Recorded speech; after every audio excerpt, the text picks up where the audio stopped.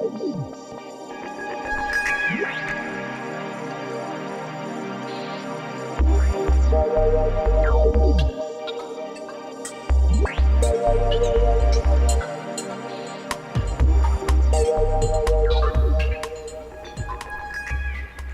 everyone, very nice to be here. Happy International Women's Day if you're watching it on March 8th. We get one day, though I think what we need is 365 days and not just a month, but happy International Women's Day. It's 2018 and women's issues are the forefront of political conversations all around the world. The Me Too movement is finally bringing a public conversation about what women deal with on a day-to-day basis. The issues of sexual harassment, assault, have been linked to a culture of toxic masculinity. We want to discuss what this moment means in terms of women's rights and also in terms of how we perceive what is masculinity and the power structures in the world. I'll start with Andrea Arroyo, who is an artist and activist. And so, Andrea, you want to take your first stab at talking about these issues that are in the forefront of our time right now? Absolutely. So when the Me Too movement exploded last year into the mainstream, I think we can finally see sexual violence as unacceptable. Like finally everybody's in agreement that this is the case. So society has condoned it for a long, long time. That was why the reason it's been so prevalent. And now we can see the light at the end of the tunnel. It's still a long tunnel. There's a lot of work to do, but we can see it now. We need really to end all forms of sexual violence against women, from street harassment to sexual abuse, rape, murder. We need to end it all. Words are important. I think calling it what it is very, very important. I think we need to stop calling it groping and grabbing. We need to call it sexual assault. That way I think women will be encouraged and they will be feeling safe or safer to speak out, to report it, and to actually make strides towards ending this culture of sexual violence. We can see the first image here, and the way I work, I'm an artist and a curator, and I use art to promote justice as a tool for social justice, and I think women have expressed a lot of creativity in the marches. We can see that. It's important to change the discourse and do creativity and use that as a tool for visibility as well. Thank you very much, Andrea. Ejim Dike, an activist, organizer. What do you want to say about this? Well, thank you. So let's see. Listening to you talk, Andrea, about the importance of naming things what they are. It's made me think a lot about this notion of toxic masculinity and what it means. And so I wanted to take a step back and talk a little bit about that too, because I think if there's one thing the Me Too movement has brought to the forefront, it is that we live in this culture of toxic masculinity. Yeah. And from my view, it means that it's this idea that in our culture, men measure themselves and their masculinity by their sexual prowess. How many women, or in some cases, men and boys, they're able to get notches on their belt, and also their domination over other people. So we've seen it play out in what the Me Too movement has surfaced, all the sexual violence, assault, harassment that we see on a daily basis. But we see it play out in other forms too. We've seen it play out in excessive policing, a reliance on militarization of governments. We've seen it play out with gun violence too. So it's played out in a number of different ways, in my opinion. And there's something else I want to touch on, but we can talk about it later because I'm curious to hear what Sanan has to say about this. You've worked at a global level on these issues. Do you want to jump in? So I think, thank you very much. It's lovely to be here with everybody again. Happy International Women's Day. So two things, two dimensions of this strike me. So number one is that, and we say this in the international scale as well, that the Me Too campaign shifts the shame from victim to perpetrator, from survivor to the perpetrator, right? It used to be that the shame was yours or mine, or it's now theirs, right? The humiliation is now not for the survivor, but for the perpetrator, because we've shed the light on them. The absurdity, and here I would quibble a little bit with you around the sort of the question of toxic masculinity, if this is the dominant frame, because if you look at, certainly in the US, a lot of the cases that we saw were basically alpha male, the powerful guys. It wasn't necessarily all the guys, it was the ones that in our culture have been recognized as being successful and the main man kind of thing, right? And yet they've set the terms of the debate. They've been, and they are not just, what's interesting for me is that it's not just that they've been sexually abusive or harassing women, they've also been bullies to other men. So I'm so glad you raised that. I'm so glad you raised that, because that's the next point I was going to make. What the Me Too campaign has been good at doing is surfacing abuse as it has impacted really some of the more powerful members of our society. Even in the way the Me Too campaign started, we had to backtrack a little bit and recognize that the Me Too movement started way before the Me Too Twitter campaigns. Absolutely. When it impacted women of color who were not celebrities, because our society doesn't tend to value that life as much. It didn't really have traction until it started affecting, let's be honest, white celebrities, right? And so in their case, it also happens that the perpetrators were white celebrities. But what I worry about when we talk about the Me Too movement is all the other women, the hotel maids that the DSKs of the world rape, allegedly, the agricultural workers, the women in the farms who can't say anything, or who we're not talking about, the secretaries who depend on this job and on their job and can't give. So those are the people that I wonder if we're doing enough to raise their stories about. And the reason why I still think it's about this toxic masculinity is not that every single man or boy subscribes to it. I think there are a lot of, especially boys out there who don't want to. Exactly. But the idea of what the measure of how manly you are, how masculine you are, the dominant measure is how many notches you have. So you hear it in our president. Yeah, okay, I go ahead. want to jump in a little bit, because I think, the focus on this sort of toxic masculinity is about what happens to people who they abuse. But it also really, I was watching a video done by psychologists that said that young boys have intimate friendships with other young boys.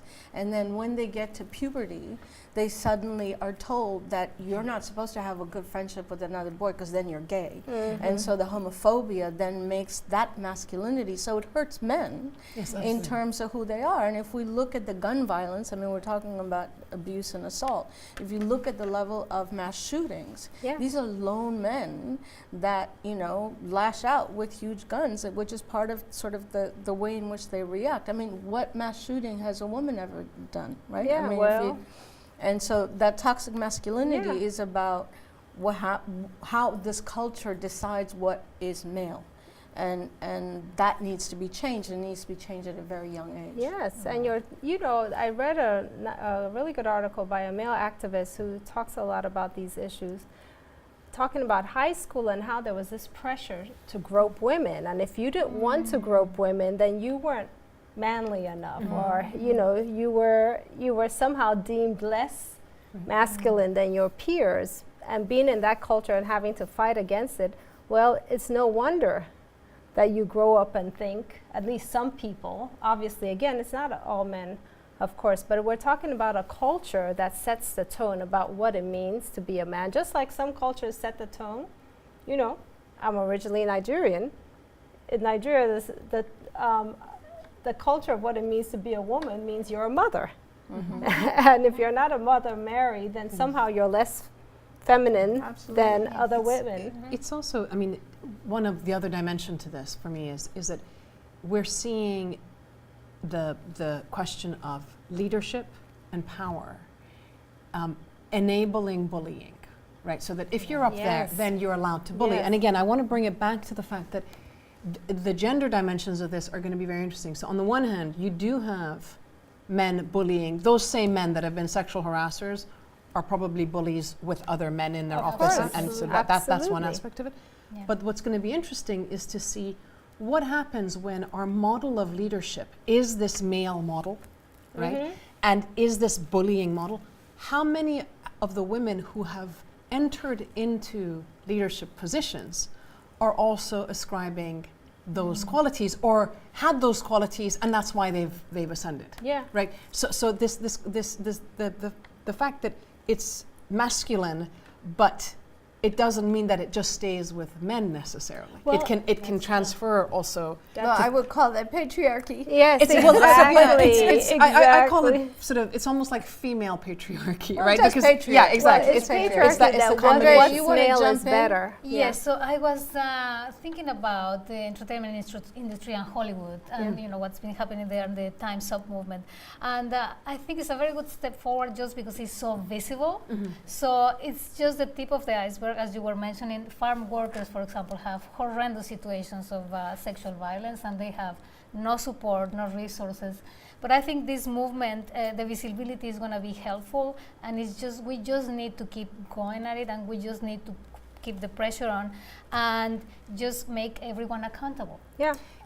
But we need to keep visible. But it's also, I think, both the Me Too campaign as it entered that Hollywood space, and the fact that these women were incredibly powerful, but they'd never spoken about it, so they had their own fear, right? Exactly. But the fact that they did, and then now with the Florida school shooting, Parkland shooting, where it's in an affluent neighborhood and it's white kids who are well spoken. To me, one of the benefits that we see of this is that they are using their privilege with responsibility. They recognize that they can get the media attention and so forth. And to actually take that position, that the privilege that you have, and use it for good is really, really critical. I sort of compare it with internationally. I'm like, imagine if we saw Israelis really rising up to address the Israeli occupation of Palestine. It shouldn't just be Palestinians doing this. It should be the other side of the story as well. So it's that question of we draw attention. The challenge, of course, is that it shouldn't just stop with the privileged. It should reach everybody else, and we should be enabling it to reach everybody else. And speaking of privilege, it would be good to see more men be critical of sexual harassment and this dominant culture that we see, because too often, in fact, I don't remember their names. Was it Mario Batali who was the harasser or the friend who kept quiet? But you have these two famous chefs in New York City, where one was a known sexual predator, basically, and the other one was his friend, both well known. And when one was found out, the other one then publicly apologized for having known about this and kept quiet. Well, that happens a lot. Just like if you are white, you often hear about racism much more than if you're a person of color. You see instances of it more than if you're a person of color. Absolutely. In the same way, men witness sexual harassment and assault much more than a lot of women do, and have been silent and therefore complicit. I want to take it just one step. You started, Ejim, by talking about sort of the militarized sense. So two things I want to bring up, and then we'll switch to the next thing. One is harassment in the workplace, but we know that most of the violence takes place in intimate partner violence. Absolutely. And so how do we bring attention to that and not just think about it outside the home, but inside the home, and how they relate to each other? And two, that I just feel like, at least in my lifetime, we're living in one of the most militarized times of our lives, you know. And so what does that do in terms of the structures in which we operate? So first I want to talk a little bit about bringing to the forefront the continued and continuing huge problem of intimate partner violence, and how do we deal with that structurally and globally. And I'll start with you with that. Thank you. Well, I'm going to start with a little story actually of some of the work that we've been doing. So at ICANN we have a fund called the Innovative Peace Fund, and we have been trying to channel resources to women's organizations on the ground in countries like Afghanistan and Syria and Iraq and Yemen and so forth. And it's around women taking leadership, dealing with different forms of violence, whether it's extremism, but also peace building. And our Afghan partner came to us a couple of years ago saying she wanted to work with men on the question of violence in their communities. And we helped her structure we gave her some advice, but she went off and basically identified in 4 villages the Friday prayer imam, the village chief, 2 young people and a school teacher, and brought the first group of 20 people together and did a series of very safe space kind of workshops and discussions with them around what does it mean to be a man? What do you fear? What have you experienced in terms of violence, right? You've lived in Afghanistan, you've grown up in Afghanistan, it's been war for 30 years, 40 years, right? And she said to us the men were crying because nobody had ever talked to them about them as human beings, about their experiences and their fears and their insecurities. And by the 3rd session, the imams were saying, we need to talk about these issues on our pulpit. And by the 7th session, the group had decided that they were going to actually collectively work together.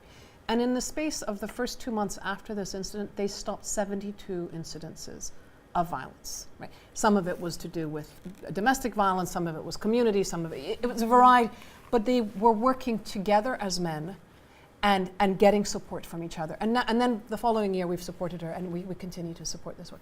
I love this. I love the fact that we have to give spaces for men to talk about their vulnerabilities, to talk about their fears, and to pull out the goodness in them. Because patriarchy, there's the dominant repressive side, but it's also there's also the other side. I come from a culture where, men feel a terrible big sense of responsibility towards their families, and that can be, as I say, can be negative, but it can also be incredibly positive as fathers, right? So it's like, how do we bring the good out of the guys? And assume that men are part of the solution. Absolutely. Not just as perpetrators or potential perpetrators, but people who are full humans agency, and exactly. have agency, absolutely. And there's been a link between intimate partner violence and gun violence, for example, and police violence. So it's all on a line of the same, on a spectrum, but it's related to, it's all violence, whether it takes place in the home, and the more likely it is to take place in a home or in private spaces, then the more likely it is to take place in public spaces and towards others. So I think it's all part of the same story, and I know you've probably seen a lot of this with the work you're doing in Mexico. Yes, so talking about the roles of men and women, it's also, I think, important. I think, the idea of men as hunters and women as gatherers has to be revisited, and stereotypes are just harmful. They're just of no use. When people say, like in the case of the Me Too movement and sexual harassment, when people say, well, men are dogs, that just, reduces men's actions to a natural instinct and just has nothing to do with personal responsibility. So I think we need to create respectful and whole citizens, no matter what their gender. And in terms of violence against women, and specifically in domestic violence, in Mexico, for example, femicide is at a rate of 6 women killed per day. And every time I talk about this, I have to repeat this, and I'm going to repeat it. So it's 6 women per day. And it's been happening for over a decade, and it has no signs of stopping. So we need to address this in a more complete, comprehensive way. I think I'm going to move us to the next discussion, since we, but I think these things are going to keep coming up. They're all connected, So one of the things that we're seeing globally is an incredible rise in right-wing populism. The US being the first case in terms of who is the president right now. The US, the Philippines, India, Hungary, Poland. We were excited to have a neoliberal president in France because it wasn't Le Pen. We have, I was just in Germany a couple of weeks ago and seeing, and Germany is, at least in Berlin, is one place where there's just a reminder everywhere you go about sort of the role of the Nazis and what they've done. But in that context, to see the rise of the right wing in Germany and sitting in parliament is frightening. Brexit in the UK. So we're seeing this entire rise in these issues. And I want to start off talking about this by looking at some data. I am an economist, and so I have the right to look at that. So if we could put up the first graph to just sort of see what's happening in the world, because I don't think it's just, circumstance that all of this is going up. And so the first image, is it up? The first image is the US. And what you see is the top 1% of the population and the bottom 50% of the population. And what you see is the share of income of the top 1% is the red line that's going starkly up. And the blue line is the one where it's absolutely falling apart.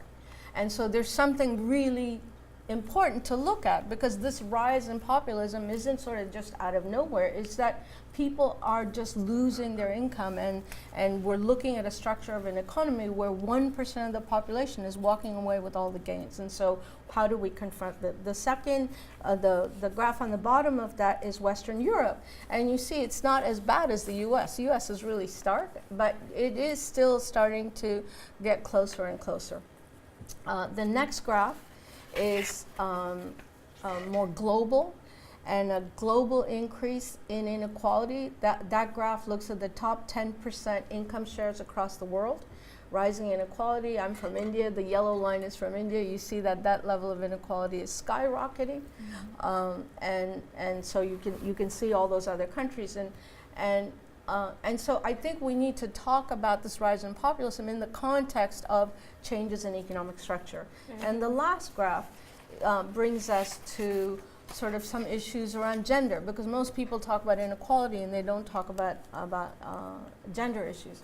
And this is people living in extreme poverties, right? So the red line are women living in extreme poverty, and the blue are men.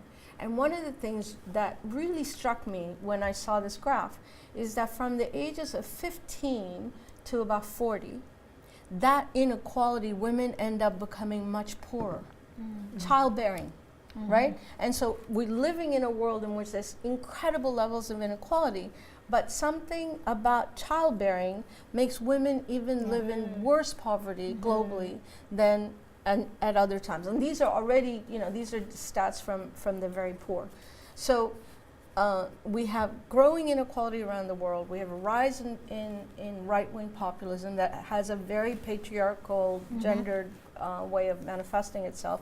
And women in the middle of that are being differently affected by that inequality. So I just wanted to set the stage with those numbers, and then start a conversation about, what do we do? Mexico too is, the level of politicians in power that are, elected, most of them, but from very conservative and right-wing policies are global. So I think I'll start with you. So, and also, inequality in Mexico is just brutal. The abyss between, the haves and have-nots is just incredible. But I thank you for the numbers. Numbers don't lie. So it's very good to actually look at them and see the reality. I think, in terms of the right wing, the right wing uses the word patriotism a lot, and I think words matter. But in my opinion, in this case, the biggest forces at play are actually corporations. They're not really countries or ideologies per se. I think corporations are just having incredible power, and I don't think we're talking about countries anymore. It's, they act globally, they cross borders freely, and there are elements there that are very far away from, patriotism or the concept of country itself. So I think money is much more important now than it was.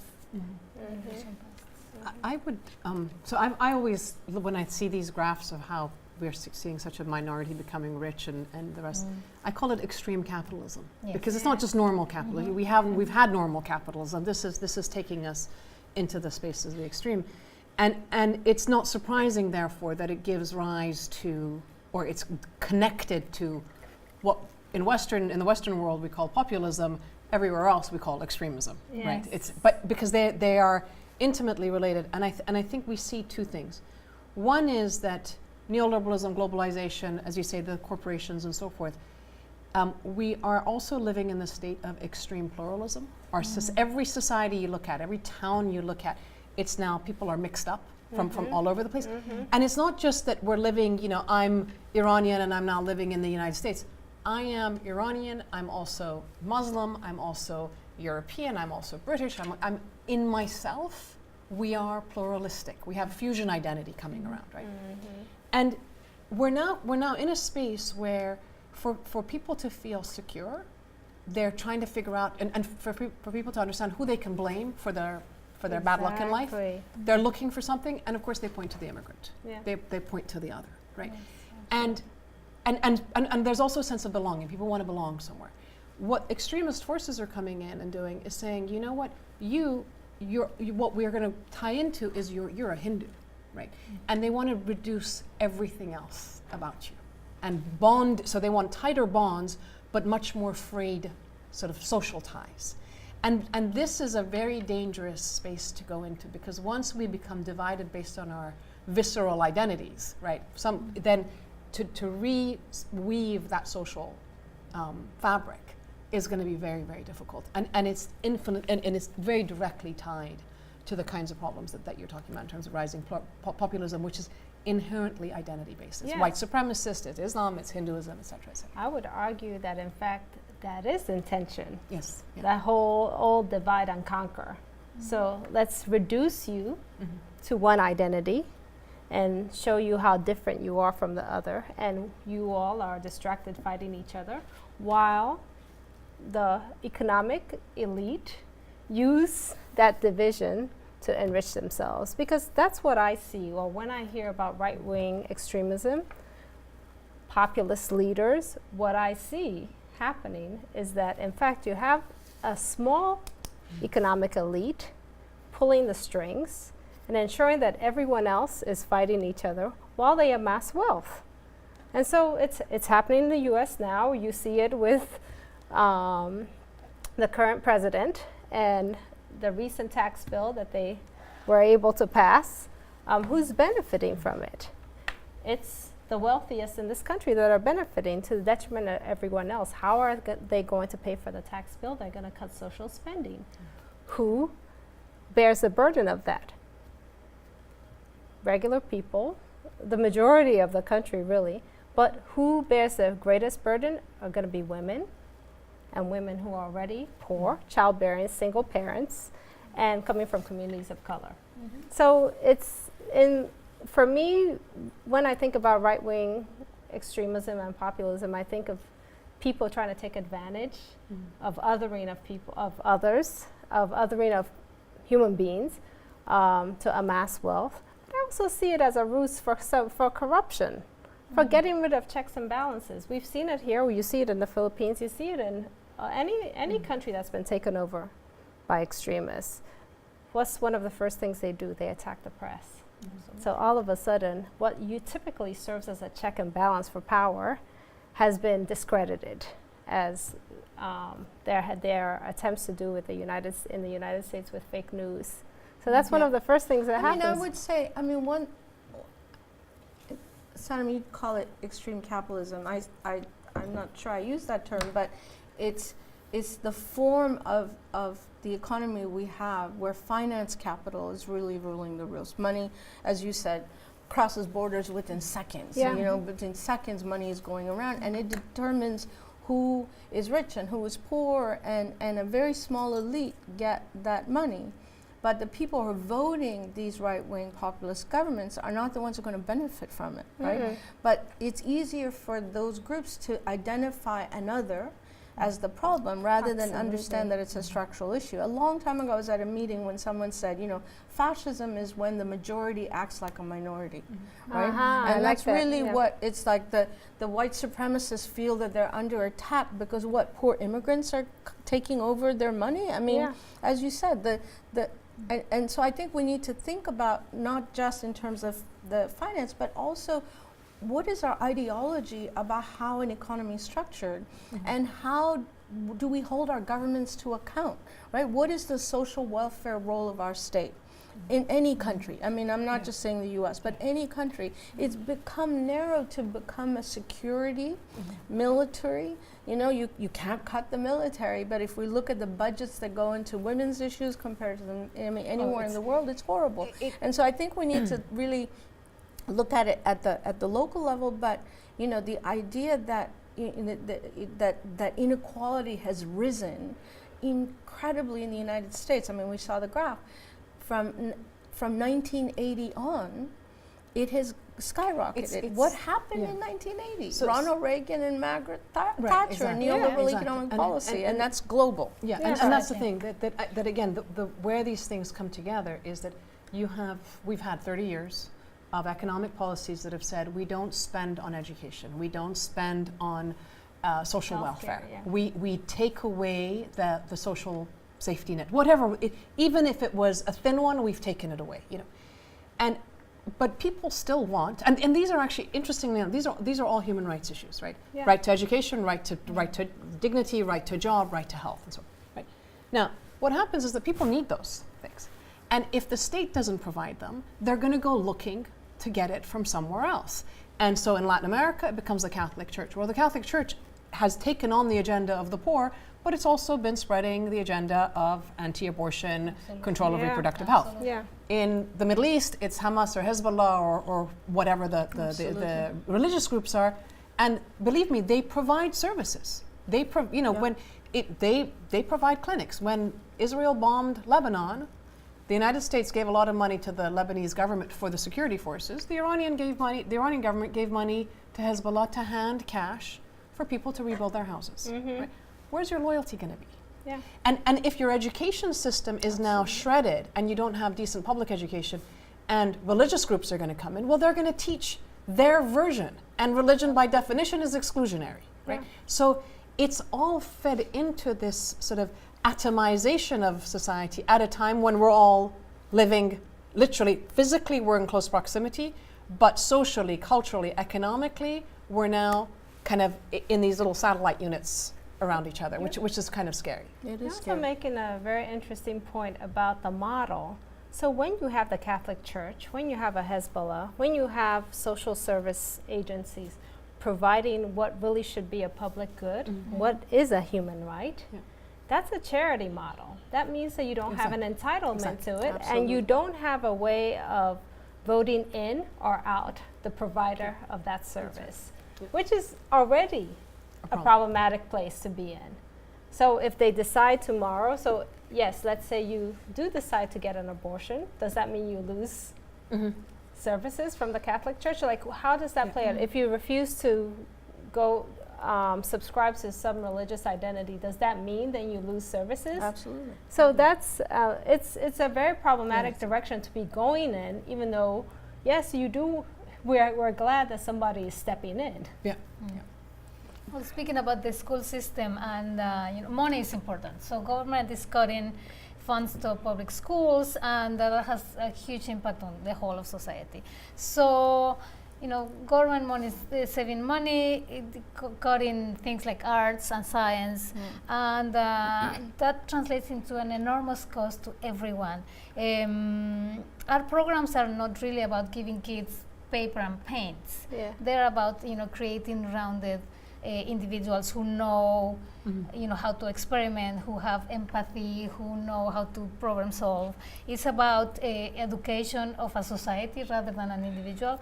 And when they cut the funds, now the arts are seen as a luxury. Yes. So the whole society has a shift towards being a very simple, basic society where things that should be vital, like around education and arts and the right to beauty, are seen as a luxury. Yes. I always say beauty is revolutionary. Absolutely. I mean, both of you brought up rights in the economy, and you're singing one too. I mean, I've been working on this project recently, and I ask a very simple question: what is the economy for? Right? What is it for? Is it for that 1% to walk away and, I don't know, buy another Maserati? Or is it for something else? Because we participate in the economy. We make up the economy. It is our decision, right? Yeah. And what if we then put human rights in the center of what the economy is for? It would look very different, right? The role of the state will look very different. What if health, the right to health, or the right to education, or the right to leisure, women don't, unpaid care work, the kind of economic issues because of the extended, and how it affects employment. But if we put the importance of fulfilling rights in the center of the economy, we don't even have to go into the communism versus capitalism debate. We just have to restructure the economy. And I think that's where the conversation needs to go. We need a new normative framework to think about the economy. It's interesting you say that, because in my work, I came across the same kind of idea of asking the simple question around security. Yes. What does security mean for you? Right? Absolutely. And what does security mean for you, for your family, for your community, for your city? And then national security. And then where does the money go? And how does that correlate with what you and I have just said, right? Yeah. And this in the sort of peace and security space, we have the framework, the parameters around human security as a framework. And in South Africa, this is actually what women did. They stopped the spending and on submarines and jets and so forth, and they said, wait a second, let's go and ask the public what security concerns they have. And the public came back. They were like, we have land that's been contaminated. We don't have street lighting. We don't have poverty is a security issue. HIV/AIDS is so this the right to own land. This reframing of saying, where do we spend our money? And again, in this country, and I think globally, what's happened is that the concept of national security has been shrouded in what I call Wizard of Ozery. It's like, we can't touch it because it's these experts who are telling us what needs to be happening. Actually, we need to lift the veil, and we need to democratize the debate. And it's the same with the economy. We need to bring it to the public and say, you have a right to ask the questions, and you have the right to articulate what matters to you in your community. And on a positive note, what I see as a good development in the last couple of weeks is the rise of our teenage generation, what I call the Obama generation, who is actually coming out and really questioning, saying, why do we need, what are these guns? Why? It's been there, the foundations have been there, but to have a younger generation, again, with actually quite strong female leadership as well. Yes. Coming and raising these questions in the most basic way is extremely powerful. And I think that's the positive trajectory if we can maintain and sustain that space. And I think that's exactly right. If we can maintain and sustain it, and this is the ugly brilliance of othering. Yes. Because every time, certainly in the history of the United States, where you've been able to build the coalition of the masses, if you will, towards the common good, people are able to divide human beings by their identity. And that is what I worry about every time I see. So that's what I worried about with Me Too, although I feel like so far they've done a good job of tracing back their steps and saying, okay, this is a movement that's inclusive of everybody. This is for all of us, women and men, anyone who's been victimized. I hope it's the same thing with the gun violence. Gun violence, because there are jokes in Twitter sphere, right? That if you wanted to end gun violence in the United States, all you had to do is have every black man go out and buy a gun. Well, we, I mean, I used to say that. I used to, a couple of years ago, I was but- like, get all the Muslims and that'll be it. Exactly. You know, and I say, but but as a Muslim actually- community, I think we just think owning guns is really weird. So No, but some of the gun legislations that were put into place was because the Black Panthers went and got guns. It's not sort of a Twitter thing. It's actual legislation. It's actual legislation, and even when you pass legislation that allows that liberalizes gun ownership, if you will, it does not apply to certain populations. Yeah. If we think about people, how many black men in this country have been shot because they were carrying a gun? They had a license to carry a gun. They're in a state where you're allowed to carry a gun, and yet the mere fact that they're carrying one has cost them their lives. I think of Philando Castile, for example. But yet, we have the dominant the dominant discourse is about being able to own a gun. So having the right to own a gun and to carry it wherever you want to and to use it, and there should be no restrictions on it. So those rules apply to different people, right? Differently. And one thing I wanted to bring up in terms of the young people, I mean, amazing, incredible young people out there. There were young people that started the Black Lives Matter movement. Yes. They didn't get the kind of cachet.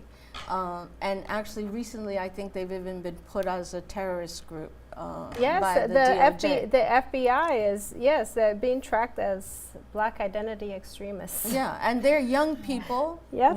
Young Yes. women and people and queers, transgender people who are trying to bring up issues of police violence. Yes.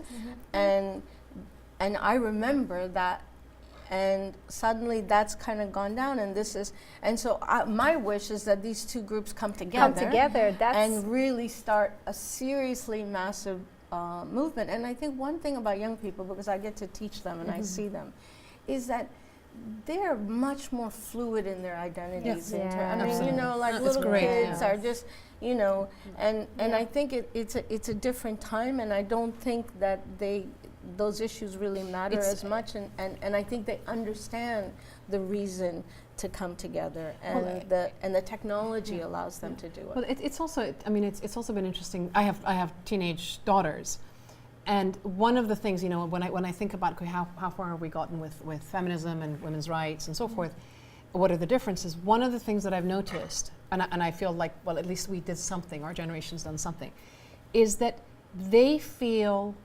inherently entitled to the right to speak and the right to be heard, right? It's not, and it's not about, in a sense, the strategies that we had to use of saying we have to enter the spaces where the status quo is and transform it from within, almost like behave like them, but with a radical agenda of changing it, right? The generation before us was just, I've just got to get in there and be part of the status quo. Ours has been, okay, let's go in and change from within. These guys are saying, I'm standing where I'm standing. I'm going to engage you in my own language, in my own terms, and I can shape the narrative because I have the technology, and you will listen to me. And that's an extraordinary shift that we're seeing. And again, I agree with you. I hope that they don't burn out. I hope that they don't get co-opted, and I hope that they can merge with the moms who demand, you know, an end to gun violence. I mean, all the other foundational work that's been there coming together. It's going to be quite interesting to and watch. they don't get infiltrated. Exactly. I think so I it want will to be. switch us. We're getting to the last set of questions, but this actually leads perfectly to it, which is that we've been talking about, you know, what horrible things are happening in the world and all the kinds of issues that we're dealing with.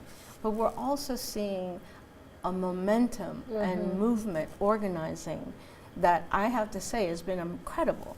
And the Women's March, right after the inauguration, was, I think, and correct me if I'm wrong, I think the largest mobilization globally ever, right? There were marches everywhere in the world. Yeah. And it wasn't only about what happened in the election here. It was about forefronting women's issues globally, and it was coordinated, and it happened everywhere, and it was such an exciting, I mean, I was in DC, and it was just, I mean, we couldn't move because they had no idea how many people were there. And then all my friends were in New York, and every, you know, it was just everywhere.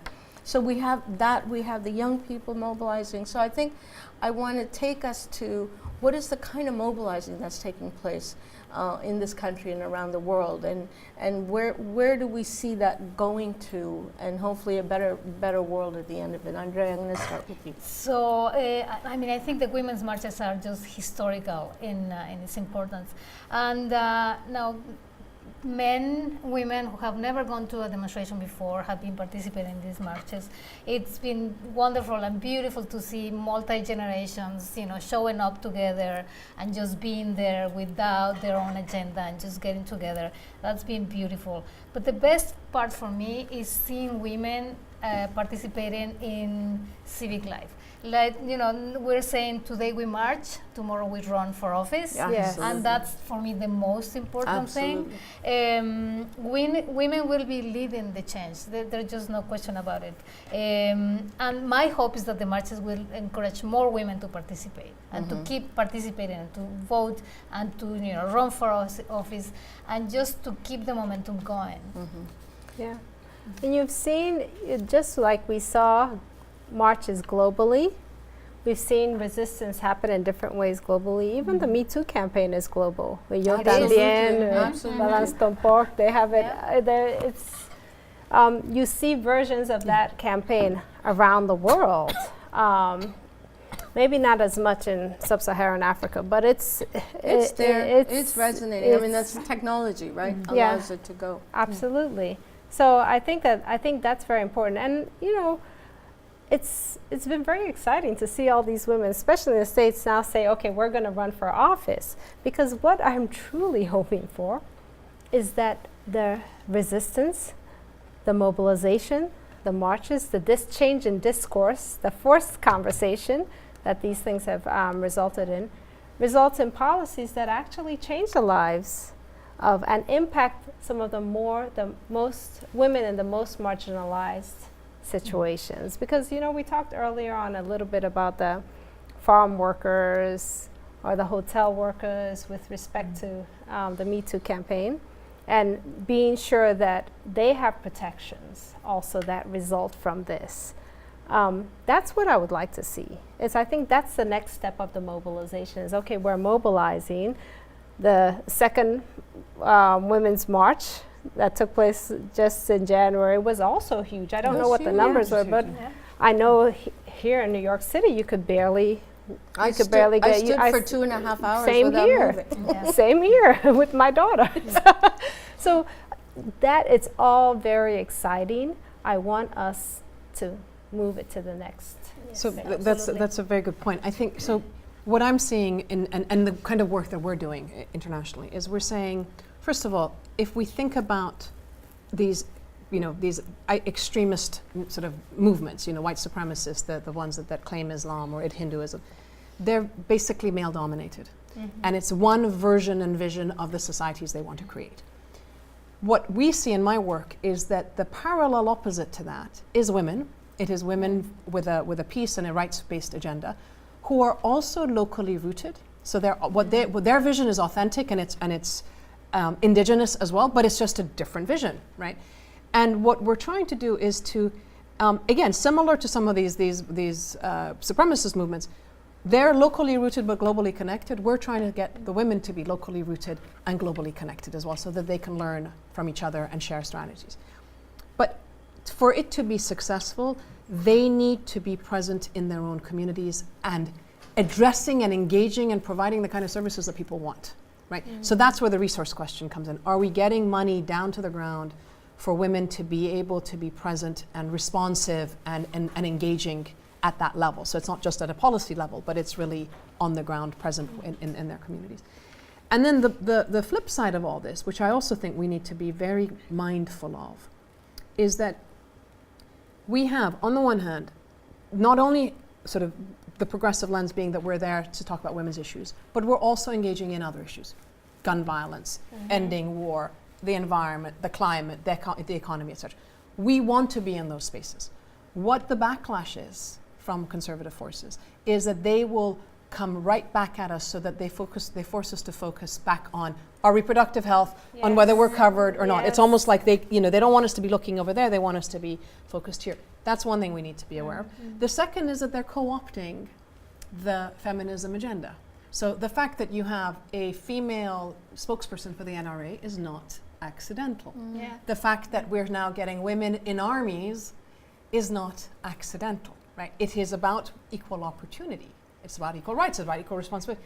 But what I'd like to see is that we have to be at the table where they're deciding what happens, because I don't want my son, I don't want your son or my son or my daughter having to go to war. That I think is the feminist agenda. It's not, and it doesn't just stop at equality. It's about transforming the nature of that. And I think that's where I think we have to go beyond representation. It can't just having women. I mean, having Margaret Thatcher at the table is not going to be helping most people. So Nikki Haley at the UN. Nikki Haley at the UN. I grew up with Indira Gandhi in India. I mean, so the kind of saying, oh, we need more women at the table. We need more women at the table, but we want more feminists at the table. Absolutely. And who men and women. Men and women who have a transformative agenda, because that's what we need. I mean, and we're in crisis. We're not in a good place, and we have to do something. Sorry. It's just building off of that. It's a very cynical view of feminism, if you will, or having women at the table. You've mentioned Thatcher, Indira Gandhi. I think about Nikki Haley. I think about Sarah Palin, who was put forth as alternative to Hillary Clinton running. So it's. I think it's a very problematic view, and studies have shown. It's interesting. A lot of countries are debating the need for quotas when it comes to female representation in government, because what studies have shown is that if you have a few women represented in government, it's just not enough to tip the scale. You need a critical mass of women who presumably are feminists, but at the very least you need a critical mass of women in government before you start to see policies that are inclusive of the experiences of women, not to mention centered on women. That's phase 10 of the of our project. But I wanted to bring up something else, because you talked about the I forget the terms you use, Sanan, but women at the grassroots level. And something that we've seen in the U.S. In the U.S. it's a little, I don't want to say it's different. What's unique in the U.S. is that you have two forms of oppression working in tandem, right? You have patriarchy and you have white supremacy, right? And so who's caught in the middle of that? Women of color. Historically, with our history of slavery, you have black women caught in the middle of that. And indigenous women. And indigenous women. What's been interesting to see is, for example, even with the Hillary Clinton campaign, how black women had the highest numbers in support of Hillary Clinton. It was upwards of, I want to say it's 96%, it might have been 98, voting for her. Then you saw the same thing in Alabama recently with a special election where 98% of black women voted for Doug Jones. Now here's the question. So here's where those kinds of things start to play. Here's where it matters. One is that it's clear that we need to center our organizing on women who are in marginalized spaces, because the reverse of that is that for both Hillary Clinton and in the case of Roy Moore, you had a majority of white women voting for sexual predators. Now, what is that about? What's going on? And one answer is that a lot of women, heterosexual married women, vote in alignment or vote their husband's interests. But it's also, I think there's another thing that's going on as well. I think that there is such a disconnect in terms of being able to empathize and identify with marginalized women, women of color, poor women.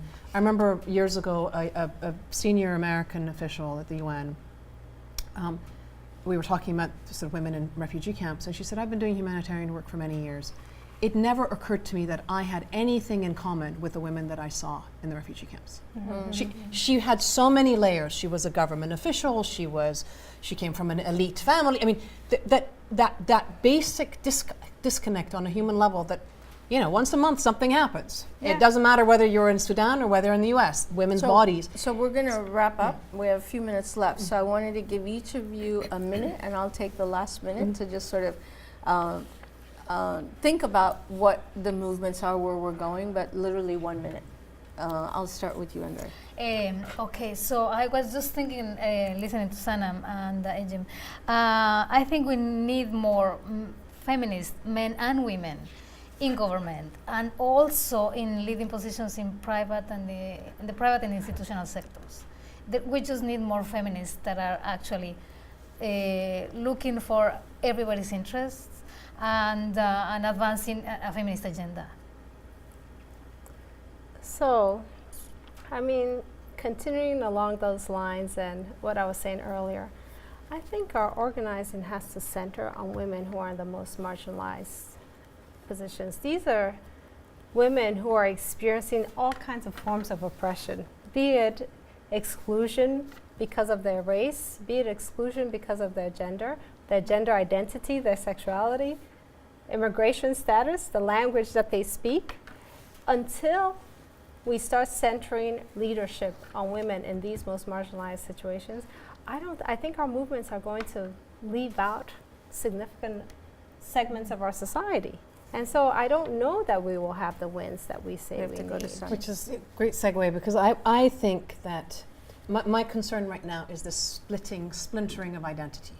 And I think what we should be refocusing is around celebrating our pluralism, celebrating the differences, and how we can bring the best of all worlds together, and making sure that we're relating to each other, so that it's not just that we're sort of shredding and dividing, but it's actually realizing again that as human beings, if you're a mother in a poor area and I'm a mother in a rich area, at the end of the day, we're still parents. We still have something, there's a human connection that we need to find amongst ourselves to make the inclusivity really anchored in the universal human experience, but also in the incredible beauty and diversity and color that we bring. So I think it's not monochrome. I think that should be for our next topic, because I don't agree with that. I think I'm going to cut you off now. That's right. And I would say the last thing is that the media and the public need to hear from people like us. Yes, where, how many women of color are ever on TV talking about these issues, except for Manhattan Neighborhood Network, that wants us to be here and encourages us to come and speak to people. But I think it's also what people hear, right? What they hear out there in the public is not the kind of opinions that we have. And how do we change the discourse? And lastly, if you vote, please go vote in the 2018 elections wherever you are. And if you don't, if you look at red states or other states, contribute money, and let's try and get more feminist women elected into public office. So I'll end there. Thank you very much, and see you again soon.